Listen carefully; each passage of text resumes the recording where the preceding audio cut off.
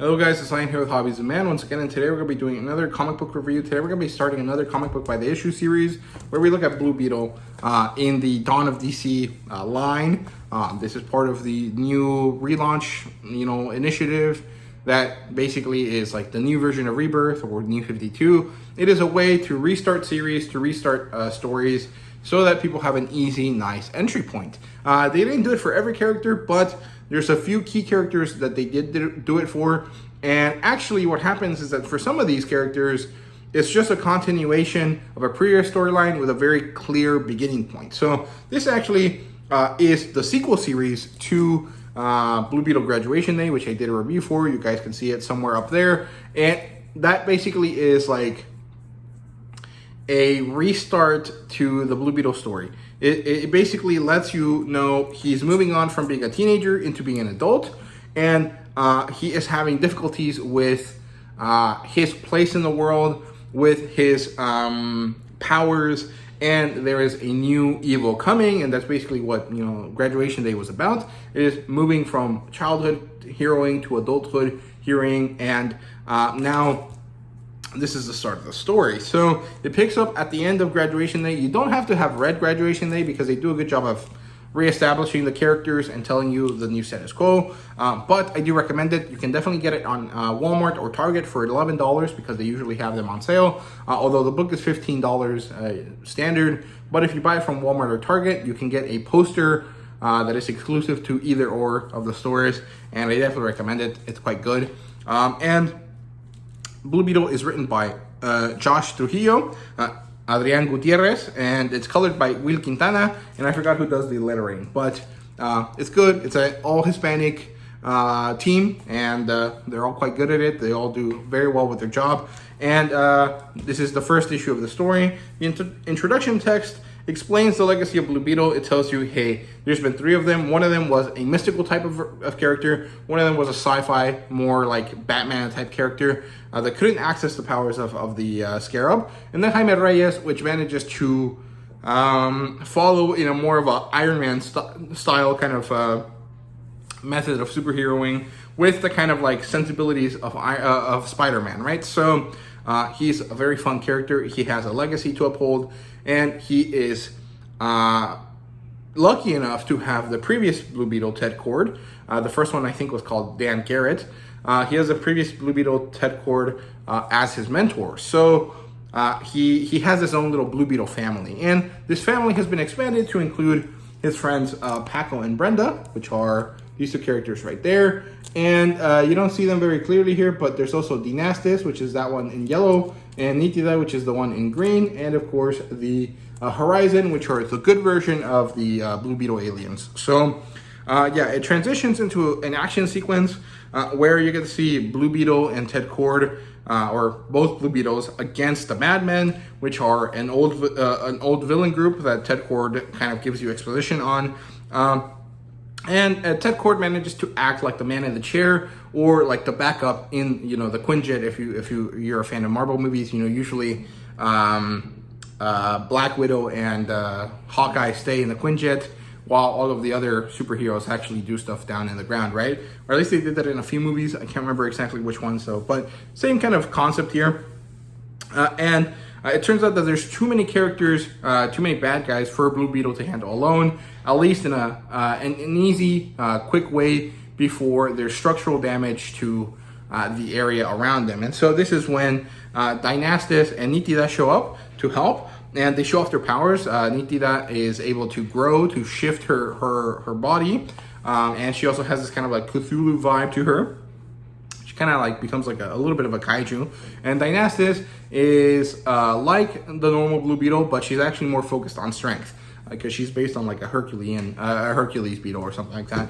And so she does a super powered punch that sends this guy flying like Team Rocket, and it's really, really funny. And I like that. I enjoy how they start this, and then Blue Beetle takes the reprieve given to him by his friends in order to power up into his Legado armor, which is an armor introduced in Graduation Day. Is basically his ultimate power-up, and he takes out all the Madmen really, really quickly. And so there you go. However, because of Nitida and Dynastis' newness or newbery. I don't know how to say it. Like their lack of experience with being a superhero, they actually caused a lot of collateral damage, and this is a problem because Jaime didn't want to do that, right? And so Ted and Jaime have a little bit of a chat, a little bit of a pep talk for Jaime, and they manage to kind of minimize the issue. And Ted Cord says he's gonna take care of it because Kajida, the beetle, the scarab, the thing that gives Jaime his powers, has realized that there's problems at Gloria's, who is Jaime's aunt's restaurant, or what that is, Jaime's aunt's restaurant.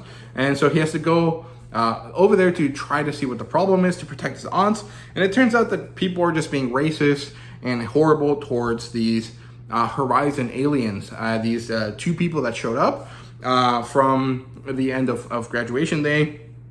And Jaime has to step in to try to minimize the issue. He's like, hey man, you know, these people are fine, there's no problem, please don't hurt them. However, he then goes talks to the Horizon, and a rock gets thrown in their face. And this is horrible because obviously it affects the Horizon because they feel bad, but also one of the Horizon happens to be a child. And he is very happy to be trying and eating Jaime's food, his cultural food, which is, I think is supposed to be generally Hispanic, but well, Jaime is supposed to be Mexican. However, the characters seem to be eating empanadas, which are not necessarily like a Mexican food. Like we do have empanadas in Mexico, but they're usually more of a dessert. If you're looking at savory empanadas, like meat pie kind of things, that's more of a southern thing. So, you know, I think that's because one of the authors here, I think Josh Trujillo, is not actually Mexican. I can't remember which one of them it is, but one of them I think is actually from South America. Doesn't really matter. The point is that, you know, they're eating empanadas, they're eating Latino food, and this kid was very excited about this. He was very happy to tell Jaime about this, but as that happens, a rock gets thrown through the window, and it lands in front of his face, and of course this kid feels sad. Honestly, I feel sad for him. It's very hard to deal with people being racist towards you when you're a child. It's not something that happens to me very often, even though I live in Texas, or actually maybe because I live in Texas, I'm not really sure. But the few times that it did, it definitely sucked. It was very hard thing to deal with as a child because, like, dude, I'm basically American. There's nothing different between me and your white kid except for the fact that I look brown, right? And so in this case, it's basically the same thing. There's nothing wrong or different about the Horizon besides the fact that they're blue aliens. And that doesn't change the fact that they are still young people looking for safety and comfort and for a place to belong. And that's basically what everyone else is looking for, right? And so Jaime has to step in. He has to ask the guardian of this kid, who happens to be the daughter of the leader of the Horizon, to please not fall into violence, to not let herself be forced into acting negatively because that'll make it worse.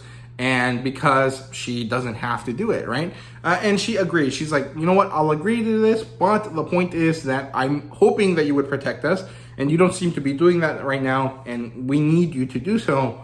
And she walks away, basically leaves Jaime upset, and of course the kid is also upset. And that really tugged at my heartstrings. Like, I don't know, something about this kid that's just trying to enjoy something new, being affected or being hurt emotionally by people not being understanding just really, really sucks, right? So, yeah, but it's a tough day for Jaime. And